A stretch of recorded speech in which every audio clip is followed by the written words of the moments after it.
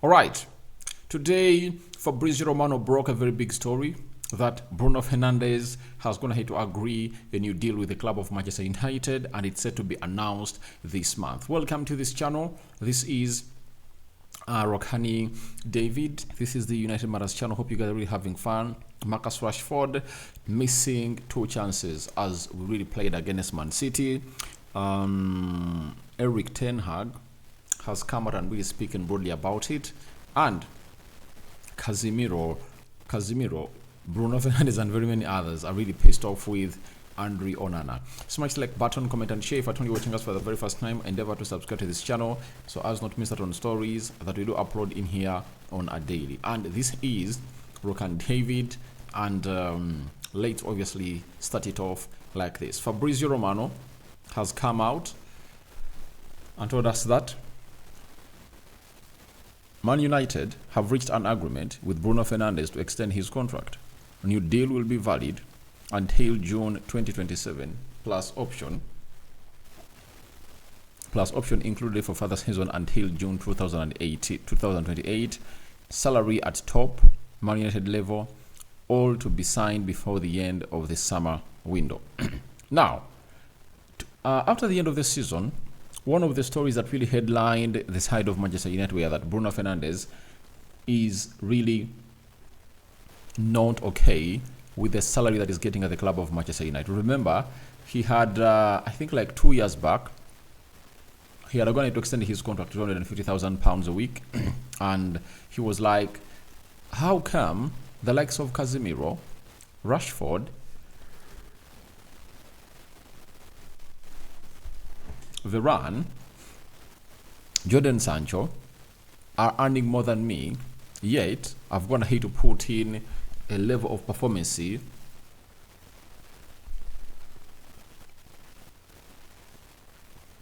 than them all. And that was his stance. And we all agreed with him that he was really right, because if you ask me who's supposed to be the highest earners at the club of Manchester United, I think it should be Bruno Fernandes and Lisandro Martinez. These are the players that, when they obviously step on the field of play, you obviously feel exactly what they are all about. You get that they fight for the badge, and none of those players that are really earning £300,000 plus the club of Manchester United are going to put in much fight explaining how they fight for the badge like this guy. You understand? So I think Bruno Fernandes is right, and he deserves to be the highest earner at the club of Manchester United. And if at all you are Ineos, you're saving yourself from obviously players calling in to obviously call in for more money in reference to who the top earner is. Because for the guy known as Bruno Fernandes, he will obviously come on the field of play. Even if he doesn't play well, he'll obviously run around the pitch. And really understand that amidst him not performing very well, there was intent for him to really be one of those best players at the club of Manchester United. Do you understand? That's exactly what we are really getting in from Bruno Fernandes. And he's really right. He deserves that contract. Then an hour ago, Fabrizio Romano has come out and told us that more on Bruno exclusive story. New deal agreed as revealed today, and it could be already signed next week. If all goes well to plan, for sure it will be in August, and for sure it will be valid until 2027. He'll be among the top earners, and there will be an option of plus with 1 year option as Bruno Fernandes. Now, Bruno Fernandes right now, when you look at his age, looking at his age, he's 29, you know, and he's making 30 years of age on the 8th of September. That is Bruno Fernandes. And that shows you that if at all they've gone ahead, obviously extend his contract until 2027, plus a further option of 1 year, that means he's gonna be here for like 3-4 years. And 3-4 years from now, he's gonna be 34 years of age, right? And that is almost his peak, because when he came into Manchester United, was 25. I think it was 25, and he really did a lot for the club of Manchester United. Now he's going to be making 30 years of age, as Bruno Fernandes, and he has to obviously put in a shift as well required, and he has to be getting in that money and collect it. So, do we expect him to slow a little bit at that age? I think nowadays, players can really look good even at the age of 34. When you look at Luka Modric, 39 years of age, but the way he really plays, that shows you that Bruno Fernandes might age like fine wine. We might not all, some of you might not all agree with me, but Bruno Fernandes might all age like fine wine. Gone are the days when people used to come in here and obviously put in a shift that when you clock 30 years, the club will only add you 22 years, 1 year, because they believe that you cannot extend your career to that level. But the Ronaldos are going to hit 40s. Messi is like in 36, 37 years of age. We've seen Pepe has gone to hit obviously down his tools at the age of 41, and very many other players. There's Zlatan Ibrahimovic of this world, meaning that if Bruno can conduct himself better, he can really play football until the age of 40. And even when that contract elapses, United can even add him 1 year depending on how he's going to be really performing.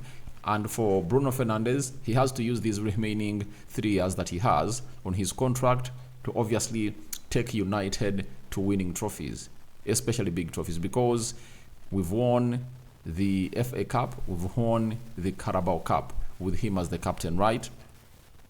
Now, all what he has to do is simple. He has to put in a shift for the club of Manchester United to see to it that all goes on well as planned. And for all to go on well as planned, he has to win the Premier League and a Champions League. And I believe that with Ineos around and the structure that they've gone ahead obviously put up there, the guy can win them. We can win them under Erik ten Hag. If you saw how we played against Man City yesterday, it was really very promising. And with the likes of Bruno Fernandes and the other players available, with Mazraoui and Matthias Lee coming in through, I believe we are starting a season much more stronger than we've ever been under any manager in his third season. Because for Ole Gunnar Solskjaer in his third season, there is something that disrupted his camp. You get? When Ronaldo came in through, the dressing room divided itself in like 3. You know? Those that believe in Ronaldo, you know, that was the camp of Bruno Fernandes, Dalot, Garnacho, Elanga. That is it.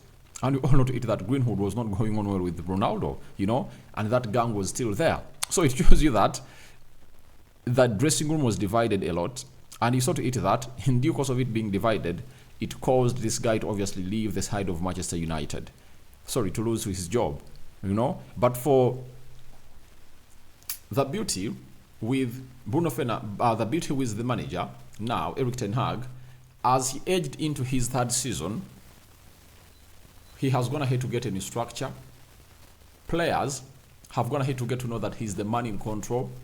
Sancho has gone ahead to eat what we call the humble pie, you know. He apologized to Erik ten Hag. Ronaldo was treated with that, and very many others. And every player now knows that who is in charge. It's none other than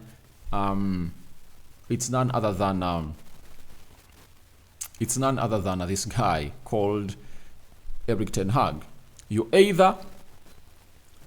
are either with him in the same lane or not. And if you are not in the same lane with him, obviously, we show you the exit door. That is it. So, that is it coming in from the man Bruno Fernandes. New deal, and I think he deserves it. And to me, I think he deserves to be the highest paid player at the club of Manchester United. As we headed into the game of Man City, Erik ten Hag had the following to say about Marcus Rashford's mood. He said, "There are so many suggestions around United. We know the truth. He's working very hard, very good, very engaged, very ambitious and motivated to make a good season. He is already very sharp. We expect a lot from him and the whole team this season." Now, sharpness never came to the rescue of Marcus Rashford yesterday.